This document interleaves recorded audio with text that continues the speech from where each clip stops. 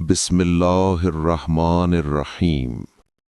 نہج البلاغہ سے اقتباس، حصہ اول، خطبہ نمبر 225۔ ترجمہ مفتی جعفر حسین۔ اپنے ایک صحابی کے متعلق جو انتشار و فتنے سے قبل دنیا سے اٹھ گئے تھے، فرمایا: فلاں شخص کی کارکردگیوں کی جزا اللہ دے، انہوں نے ٹیڑھے پن کو سیدھا کیا، مرض کا چارہ کیا، فتنہ و فساد کو پیچھے چھوڑ گئے، سنت کو قائم کیا، صاف ستھرے دامن اور کم عیبوں کے ساتھ دنیا سے رخصت ہوئے، دنیا کی بھلائیوں کو پا لیا اور اس کی شرانگیزیوں سے آگے بڑھ گئے، اللہ کی اطاعت بھی کی اور اس کا پورا پورا خوف بھی کھایا، خود چلے گئے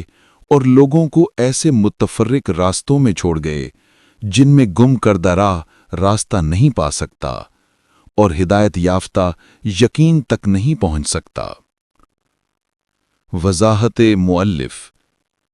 ابن ابی حدید نے تحریر کیا ہے کہ لفظ فلاں کنایا ہے حضرت عمر سے، اور یہ کلمات انہی کی مدح و توصیف میں کہے گئے ہیں، جیسا کہ سید رضی کے تحریر کردہ نسخہ نہج البلاغہ میں لفظ فلاں کے نیچے انہی کے ہاتھ کا لکھا ہوا لفظ عمر موجود تھا۔ یہ ہے ابن ابی حدید کا دعویٰ، مگر دیکھنا یہ ہے کہ اگر سید رضی نے بطول تشریح حضرت عمر کا نام لکھا ہوتا تو جس طرح ان کی دوسری تشریحات موجود ہیں، اس تشریح کو بھی موجود ہونا چاہیے تھا، اور ان نسخوں میں بھی اس کا وجود ہونا چاہیے تھا جو کہ ان کے نسخے سے نقل ہوتے رہے ہیں۔ چنانچہ اب بھی موصل میں معتصم باللہ کے دور کے شہرائے آفاق خطاط یاقوت المعتصمی کے ہاتھ کا لکھا ہوا قدیم ترین نہج البلاغہ کا نسخہ موجود ہے، مگر سید رضی کی اس تشریح کی نشاندہی کسی ایک نے بھی نہیں کی، اور اگر ابن ابی حدید کی اس روایت کو صحیح بھی مان لیا جائے تو اسے زیادہ سے زیادہ جناب رضی کی ذاتی رائے کہا جا سکتا ہے، جسے کسی قوی دلیل کی موجودگی میں بطور معید تو پیش کیا جا سکتا ہے، مگر مستقلاً اس شخصی رائے کو کوئی اہمیت نہیں دی جا سکتی۔ حیرت ہے کہ ابن ابی حدید 7ویں ہجری میں سید رضی کے 250 برس بعد یہ افادہ فرماتے ہیں کہ اس سے حضرت عمر مراد ہیں، اور یہ کہ خود سید رضی نے اس کی تصریح کر دی تھی۔ چنانچہ ان کے تتبع میں بعض دوسرے شارحین نے بھی یہی لکھنا شروع کر دیا، لیکن سید رضی کے معاصرین میں سے جن لوگوں نے بھی نہج البلاغہ کے متعلق کچھ لکھا ہے، ان کی تحریرات میں اس کا کچھ پتہ نہیں چلتا۔ چنانچہ علامہ علی ابن ناصر، جو جناب سید رضی کے ہم عصر تھے اور انہی کے دور میں نہج البلاغہ کی شرح اعلام نہج البلاغہ کے نام سے لکھتے ہیں، وہ اس خطبہ کے ذیل میں تحریر فرماتے ہیں: حضرت نے اپنے اصحاب میں سے ایک ایسے شخص کو حسن سیرت کے ساتھ سراہا ہے کہ جو پیغمبر صلی اللہ علیہ وآلہ وسلم کے بعد پیدا ہونے والے فتنے سے قبل ہی انتقال کر چکا تھا۔ اعلام نہج البلاغہ صفحہ 192۔ اس کی تائید علامہ قطب الدین راوندی متوفی 573 ہجری کی شرح نہج البلاغہ سے بھی ہوتی ہے۔ چنانچہ ابن میثم نے ان کا یہ قول نقل کیا ہے: حضرت نے اس سے زمانے پیغمبر کے اپنے ایک ایسے ساتھی کو مراد لیا ہے جو فتنے کے برپا ہونے اور پھیلنے سے پہلے ہی رحلت کر چکا تھا۔ شرح نہج البلاغہ ابن میثم جلد 4 صفحہ 97۔ اگر یہ کلمات حضرت عمر کے متعلق ہوتے اور اس کے متعلق کوئی قابل اعتماد سند ہوتی تو ابن ابی حدید اس سند اور روایت کو درج کرتے اور اس کا ذکر تاریخ میں آتا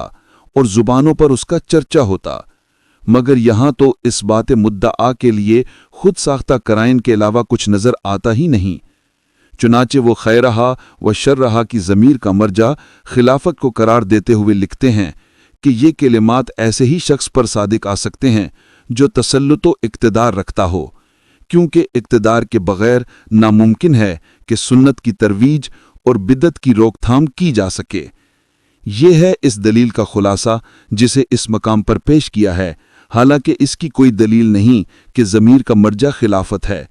बल्कि वो ज़मीर दुनिया की तरफ राजे हो सकती है जो सियाके कलाम से मुस्तफ़ाद है। और मुफादे आमा की हिफाजत और तरवीज सुन्नत के लिए इक्तिदार की शर्त लगा देना अमर बिल मारूफ और नहीं अनिल मुनकर का दरवाज़ा बंद कर देना है। हालांकि खुदावंद आलम ने शर्त इक्तिदार के बगैर उम्मत के एक गिरोह पर यह फरीज़ा आयद किया है, तुम में से एक ऐसा गिरोह होना चाहिए जो नेकी की तरफ बुलाए और अच्छे कामों का हुक्म दे और बुरे कामों से रोके। सूरह आले इमरान आयत नंबर 104।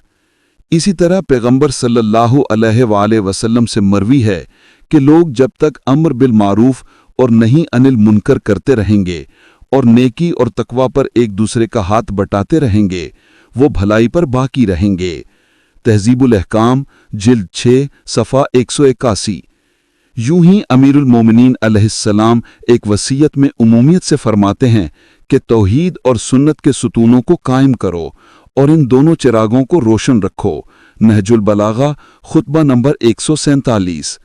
इन इरशादात में कहीं भी इस तरफ इशारा नहीं कि इस फरीज़े की अंजामदही हुकूमतों इक़्तिदार के बगैर नहीं हो सकती, और वाक़यात भी ये बताते हैं कि उमराओ सलातीन लश्कर उस सिपाह और कुव्वत व ताकत के बावजूद बुराइयों को इस हद तक ना मिटा सके और नेकियों को इस कदर रवाज ना दे सके जिस कदर बाज गुमनाम और शिकस्ता हाल दरवेश दिलो दिमाग पर अपनी रूहानियत का नक्श बिठाकर इखलाकी रफ़तों को उभार गए। हालांकि उनकी पुश्त पर ना फौज व सिपाह होती थी और ना बेसरो सामानी के अलावा कोई सरो सामान होता था। बेशक तसल्लुत व इक़्तिदार सरों को झुका सकता है, मगर ज़रूरी नहीं कि दिलों में नेकी की राह भी पैदा कर सके।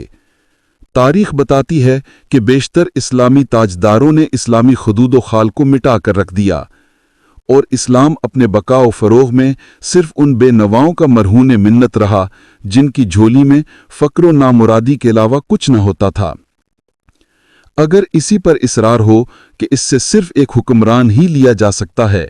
तो क्यों ना इससे हज़रत का कोई ऐसा साथी मुराद लिया जाए जो किसी सूबे पर हुक्मरान रहा हो, जैसे हज़रत सलमान फ़ारसी, जिनकी तजहीज़ व तकफ़ीन के लिए हज़रत मदाइन तशरीफ़ ले गए,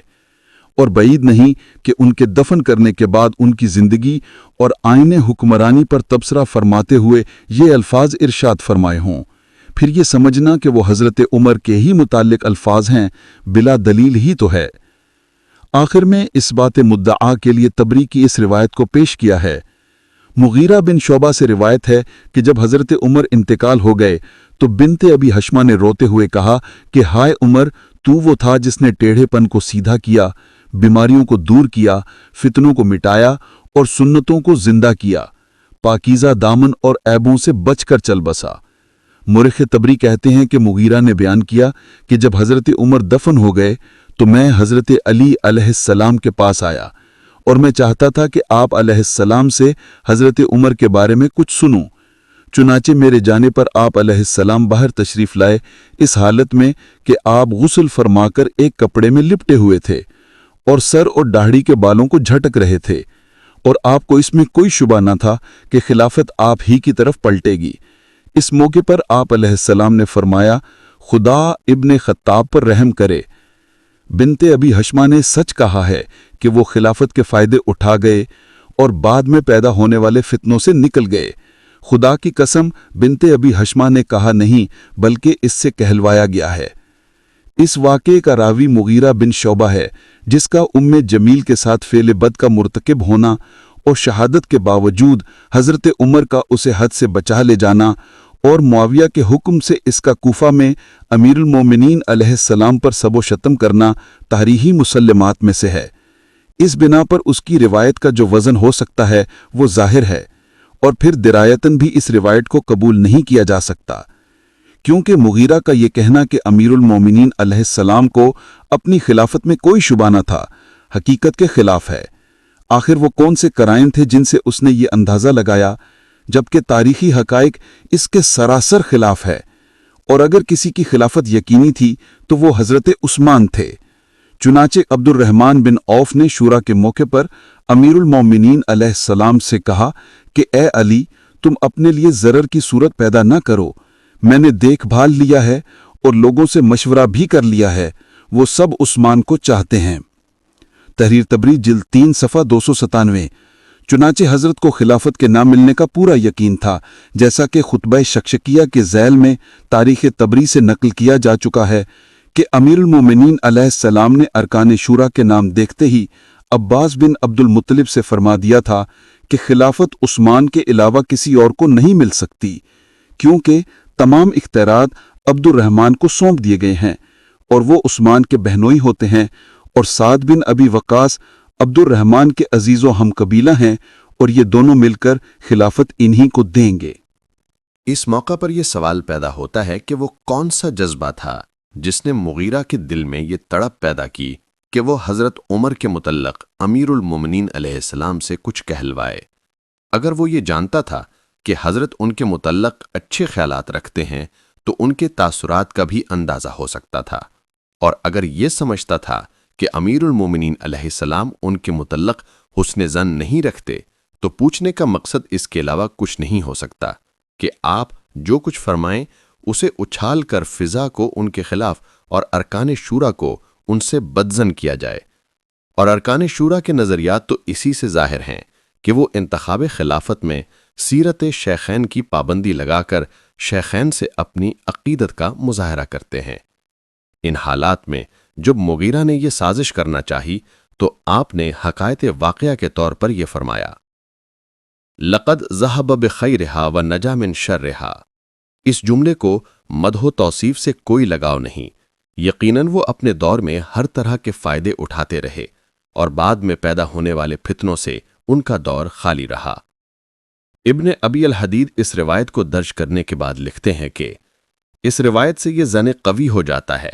کہ اس کلام سے مراد مقصود عمر بن خطاب ہے۔ شرح ابن ابی الحدید جلد 12 صفحہ 5۔ اگر اس کلام سے وہ کلمات مراد ہیں کہ جن کے متعلق امیر المومنین علیہ السلام نے فرمایا کہ یہ اس کے دل کی آواز نہیں بلکہ اس سے کہلوائے گئے ہیں، تو بے شک اس سے حضرت عمر مراد ہیں۔ لیکن یہ کہ یہ الفاظ امیر المومنین علیہ السلام نے ان کی مدح کہے ہیں تو یہ کہیں ثابت نہیں ہوتا، بلکہ اس روایت سے تو صراحتاً یہ ثابت ہوتا ہے کہ یہ الفاظ بنت ابی حسمہ نے کہے تھے۔ خدا جانے کس بنا پر بنت ابی حسمہ کے الفاظ کو درج کر کے یہ دعویٰ کرنے کی جرت کی جاتی ہے کہ یہ الفاظ امیر المومنین علیہ السلام نے حضرت عمر کے بارے میں کہے ہیں۔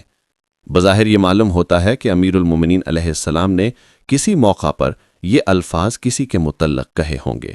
اور بنت ابی حسمہ نے حضرت عمر کے انتقال پر ان سے ملتے جلتے ہوئے الفاظ کہے،